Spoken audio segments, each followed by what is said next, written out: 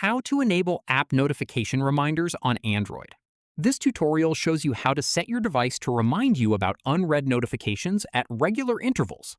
First, open the Settings app on your Android device. From there, scroll down and tap Accessibility. After that, scroll down and tap Advanced Settings. At this point, tap Notification Reminders. From here, toggle it on at the top to enable the feature. Following this, once it's on, tap Remind Every to set how often you want to be reminded about unread notifications. You can choose intervals like 3 minutes, 5 minutes, or longer, depending on your preference. After that, scroll down to see a list of apps.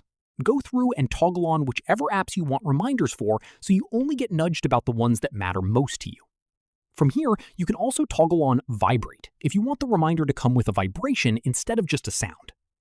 Finally, once everything is set up, your device will periodically alert you about any unread notifications from the apps you selected until you clear them from your notification panel. That's how you enable app notification reminders on Android. If this helped, give it a like, subscribe for more tutorials, and tap the bell so you catch the next one. See you then.